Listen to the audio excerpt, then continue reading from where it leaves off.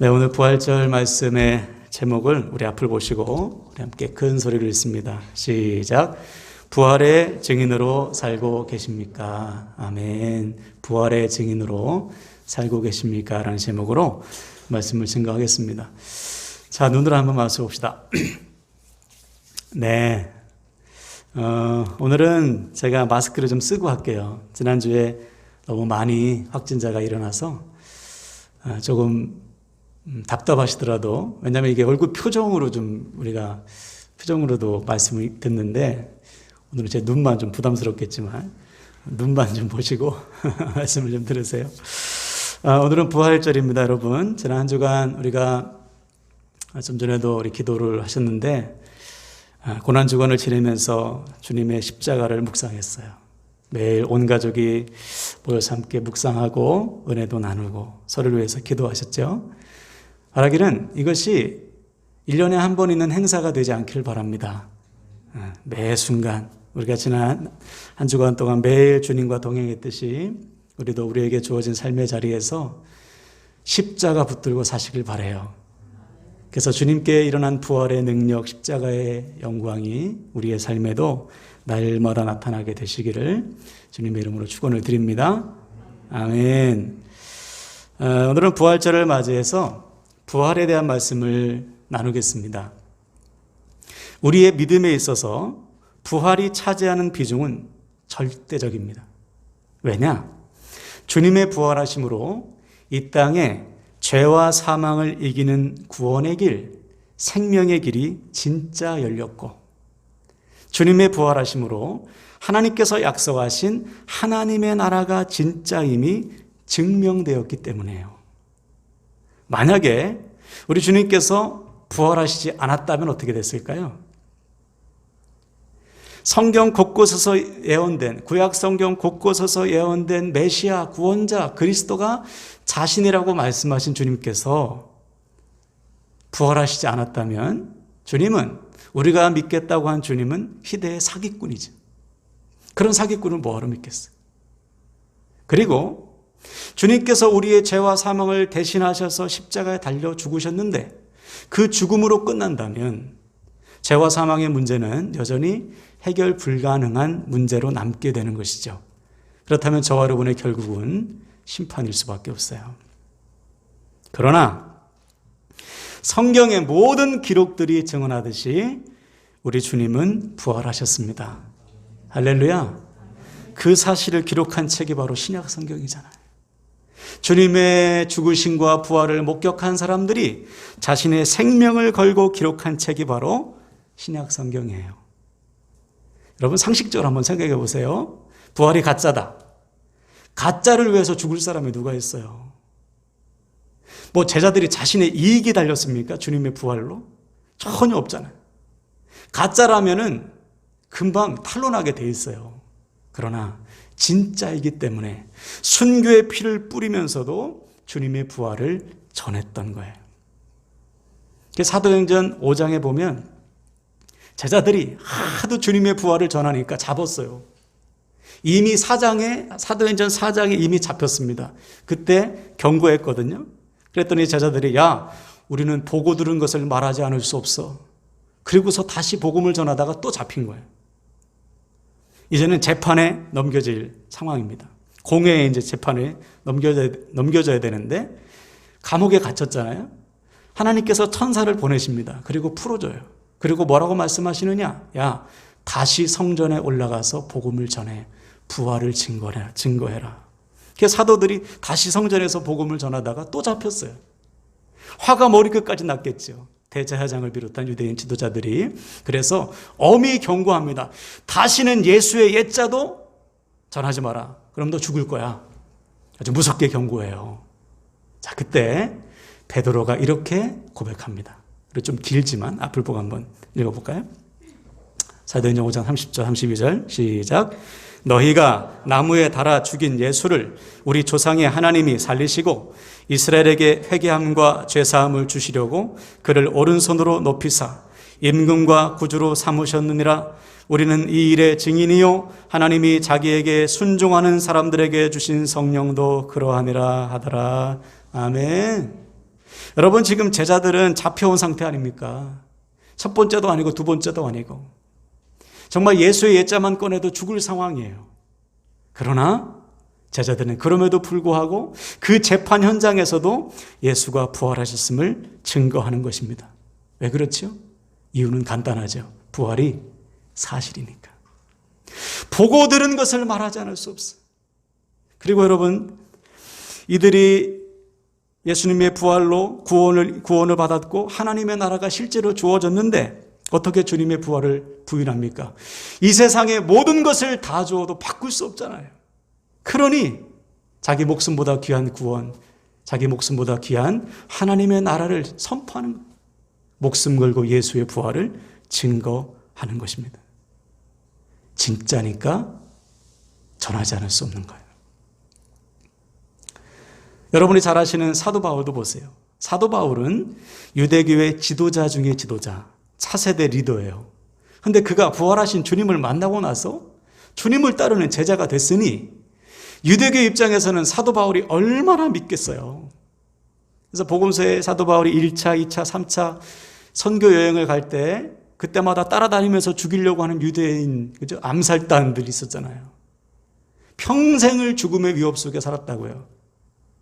이것을 바울이 예측하지 못했을까요? 내가 유대교를 버리고 주님을 따르면 나에게 이러한 생명의 위협이 있을 것이다. 예상하지 못했을까? 예상했죠. 자기가 그런 일 했잖아요. 예수 믿는 자를 잡아서 옥에 가두고 죽이는 일에 앞장섰던 바울 아닙니까? 그러니 자기가 유대교를 버리고 주님을 따르면 그 위협이 자기에게 있을 것을 누구보다 잘 알았어요. 사도 바울은. 그럼에도 불구하고 바울은 예수 그리스도의 부활을 증거했던 것입니다. 왜요? 진짜니까. 지금 우리에게 주어진 신약 성경도 마찬가지예요. 신약 성경의 대부분이 주후 60에서 70년경에 쓰여졌거든요. 이때는 기독교의 박해가 가장 극심할 때, 예수 그리스도를 믿는다고 하면 죽는 시대입니다. 그런 시대에 자기의 이름을 걸고 성경을 집필한 거예요. 성경의 각 권을 자기의 생명을 걸어서 기록한 거라고요. 왜 기록했을까요? 사실이니까. 주님의 복음, 주님의 부활이 사실이기 때문에 이것을 후대가 알라고, 잊지 않으려고 목숨을 걸고 이 기록을 남긴 거예요. 그 결과 부활의 복음, 십자가의 복음은 지금까지 없어지지 않고 오늘 우리에게까지 전해져서 저와 여러분이 이렇게 하나님의 자녀로 구원받는 은혜를 입은 것 아닙니까? 할렐루야. 네, 아멘이에요. 그러므로 사랑하는 여러분, 오늘 우리는 부활절을 맞이해서 우리의 믿음, 특별히 부활의 믿음을 좀 돌아봐야 돼요. 나는 부활에 대한 확실한 믿음이 있는가? 그래서 성경의 사도들과 우리 믿음의 선배들처럼 부활의 증인으로 살고 있는가? 아니면 부활은 그냥 1년에 한 번 부활절에만 생각하지 삶 속에서는 전혀 부활에 대한 생각이 없이 부활의 증인은커녕 부활의 능력도 누리지 못하는 인생이 되고 있지는 않은가? 오늘 말씀을 통해 부활에 대한 믿음과 소망이 회복되길 바라고, 오늘 하나님께서 우리에게 요구하듯이 부활의 증인으로 우뚝 서는 저와 여러분 되길 바랍니다. 아멘. 오늘 본문이 그런 상황이에요. 오늘 본문은 고린도 교회인데요. 성도들 중에 부활이 없다고 하는 거예요. 다는 아니고 일부의 성도들이 부활이 없어, 무슨 부활이 있어, 이렇게 주장하고 나서는 것이죠. 12절을 다시 해볼까요?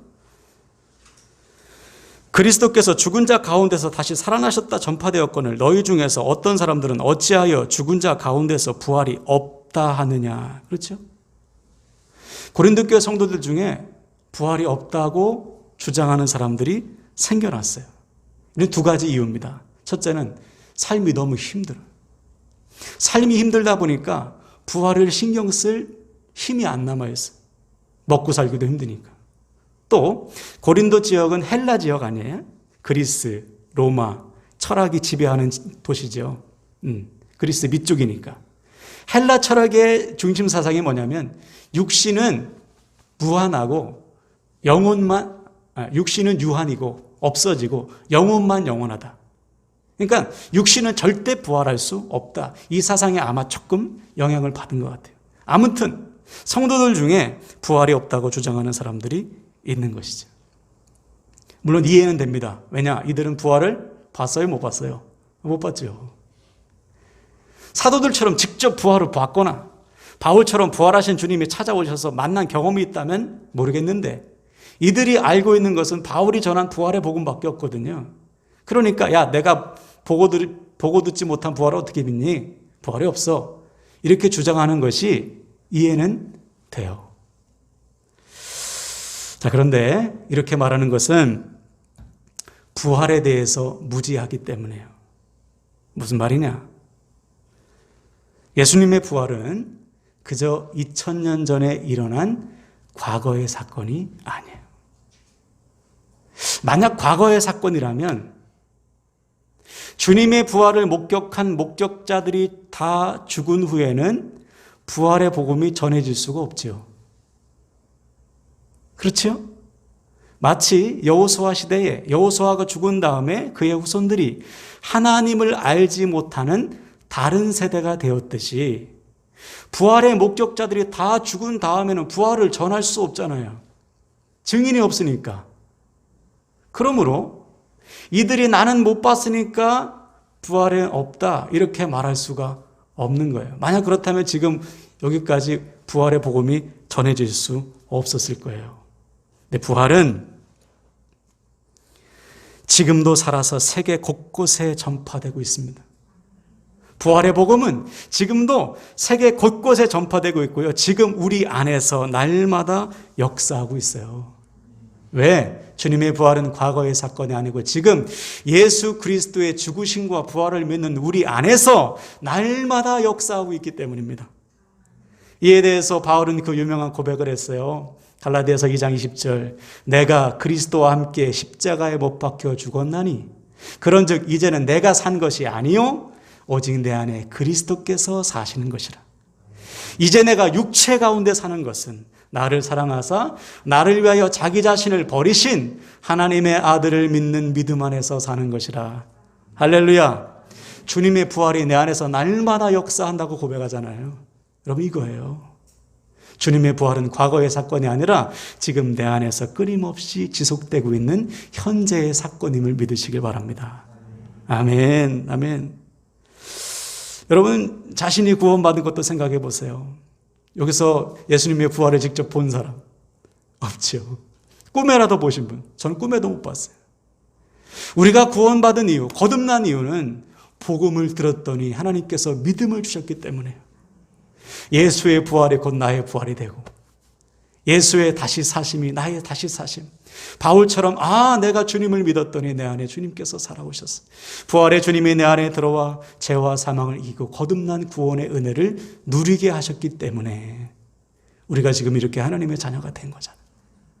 부활 사건이 내 안에 이미 일어났고 지금도 끊임없이 일어나고 있는 거예요. 그러므로 사랑하는 여러분, 부활은 과거의 사건이 아닙니다. 현재의 사건이요. 또 어떤 사람은 그래. 주님께서 다시 오시는 날, 재림하시는 날 부활하지 미래의 사건도 아니에요. 그때 완성될 뿐이지 이미 우리 안에서 날마다 일어나고 있는 현재의 사건임을 믿으시길 바랍니다. 근데 문제는 뭐냐? 자꾸만 잊어버리는 거예요. 이걸. 이미 내 안에 일어난 부활의 사건을 잊어버려요. 고린도 교회도 마찬가지예요. 우리가 읽진 않았지만 1절부터 11절 보면 바울이 처음부터 부활을 가르치는데 11절에 보면 너희가 이미 믿었지 않느냐. 내가 전한 부활의 복음을 듣고 너희들 이미 믿었는데 왜 지금은 그 믿음이 약해졌냐 이 말이에요. 아예 믿음이 없는 게 아니고 믿었는데 잊어버린 거예요. 왜 그럴까요? 앞에서도 잠깐 말씀드렸지만 너무 삶이 고달파요. 이 당시에 그리스도인들이 당하는 고난은 우리가 상상을 초월할 정도의 고난입니다. 믿음 때문에 당하는 고난은 말할 것도 없고요. 먹고 살기도 힘들었어요. 왜냐하면 그리스도인이라고 하면요. 안 받아줘요. 아무 데서도. 장사도 할 수 없습니다. 일도 할 수 없어요. 그러니까 눈앞에, 코앞에 닥친 삶의 문제가 너무 크다 보니까 부활을 생각할 여력이 없는 것이죠. 그러다 보니까 사람들이 부활에 대한 소망을 점점 잃어가고 있는 거예요. 또 곧 오신다는 주님도 안 오니까 믿음이 약해진 것이죠. 우리도 비슷해요. 여러분, 지난 한 주간 우리가 부활을 생각했지만 우리가 평소에 부활을 생각하지 못하는 이유가 뭐예요? 살다 보니까 부활에 대한 믿음, 부활에 대한 소망이 거의 없어. 약해져요. 나에게 닥친 상황이 너무 크다 보니까. 그래서 부활은 예수님 2000년 전에 일어난 일이고 주님께서 다시 오실 때만 일어나는 일이지 지금 나하고는 상관없다. 이렇게 생각하는 사람들이 예나 지금이나 너무나 많은 거예요. 하나님 나라도 그렇잖아요. 여러분, 하나님 나라는 언제 들어갑니까? 죽어서 가는 곳인가요? 하나님 나라는 죽어서? 그렇지 않지요. 이미 우리 안에 임한 하나님 나라예요. 어떤 나라입니까? 하나님께서 통치하시는 나라요. 하나님께서 임마누엘로 함께 하시는 나라. 이미 우리 안에 주어진 나라예요. 장차 주님께서 이 땅에 다시 오시는 날 완성될 나라일 뿐이지 이미 우리 안에 주어진 하나님 나라라는 것이죠. 그러므로 하나님 나라를 믿는 성도들은 어떻게 살아가요? 주어진 삶의 자리에서 그 나라를 소망하며 사는 것이죠.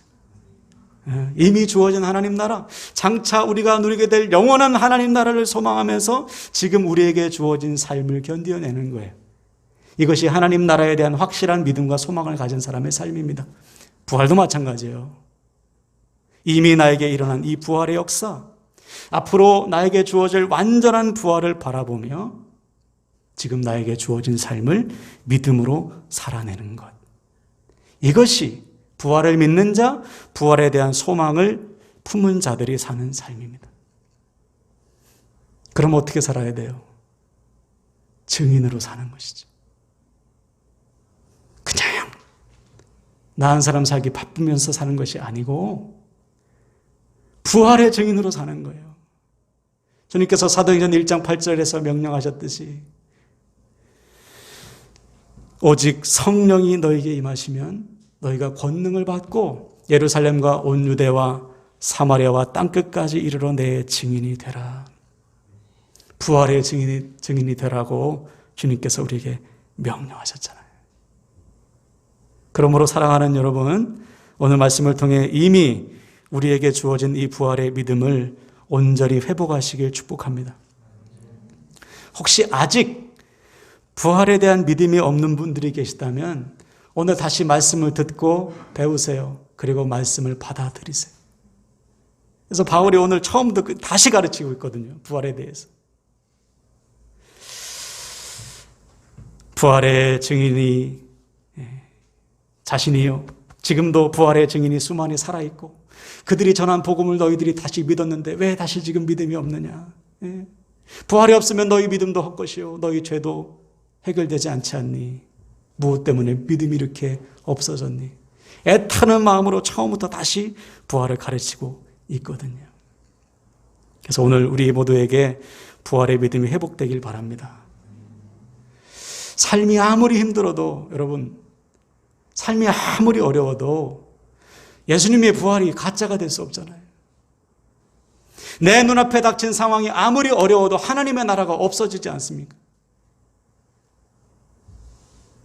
부활이 진짜요? 하나님 나라가 사실이라면 결코 포기할 수 없지. 그래서 오늘 우리에게 필요한 것은 이 확실한 믿음과 확실한 소망이에요. 부활에 대한 확실한 믿음, 부활에 대한 확실한 소망이 우리에게 있어야 됩니다.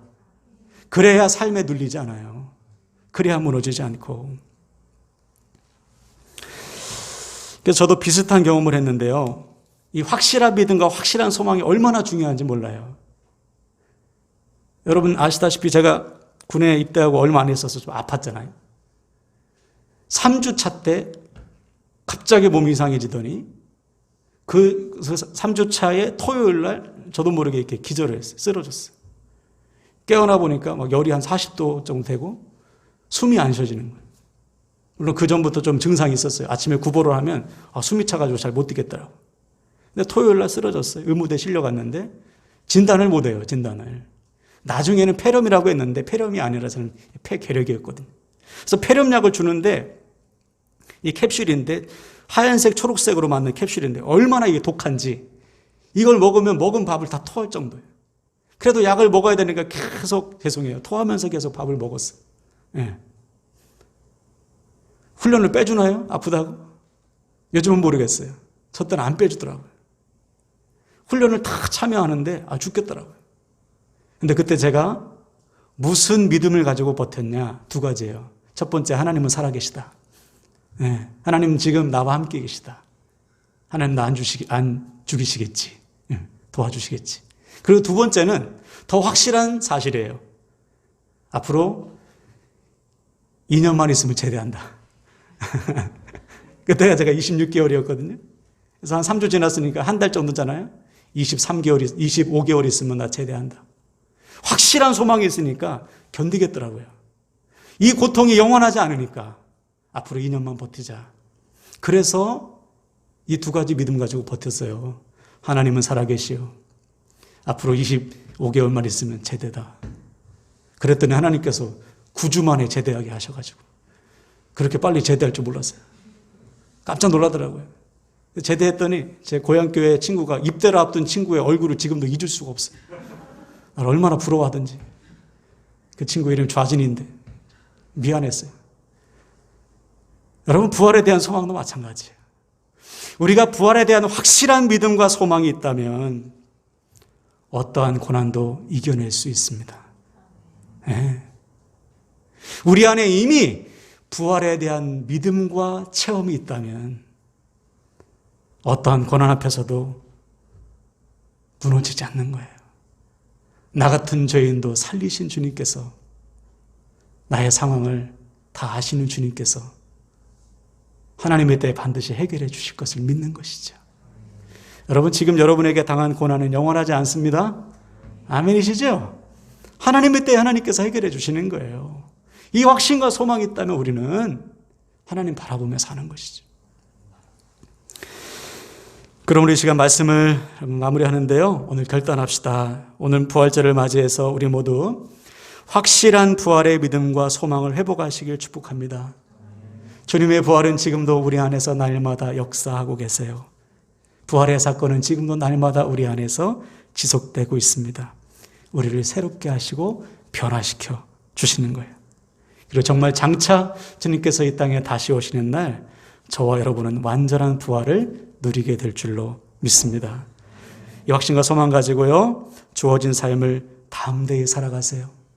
절대로 상황에 눌리지 마시고요, 이미 일어난 부활의 능력 믿으시고 나 같은 죄인을 살리시고 변화시키신 주님께서 나뿐만 아니라 내 주변의 모든 사람도 다시 살리실 것을 믿으세요. 그래서 오늘 본문 22절에 보니까 그리스도 안에서 모든 사람이 생명을 얻게 될 것이다. 그리스도 안에서 모든 사람이 생명을 얻으리라 선포하고 있습니다. 이 부활의 능력이 우리를 넘어서 우리 주변으로 흘러가게 되시기를 주님의 이름으로 간절히 축원을 드립니다. 그래서 이 시간 선포할 때 여러분 다 같이 아멘 하세요. 오늘부터 부활에 대한 확실한 소망을 가지시고 지금 우리에게 닥친 삶을 견디어내시길 축복합니다. 그래서 매일 삶 속에서 부활의 능력을 체험하시고요, 그 은혜로 나도 살고 내 주변도 살리는 부활의 증인으로 살아가시기를 주님의 이름으로 간절히 축원을 드립니다. 아멘, 아멘.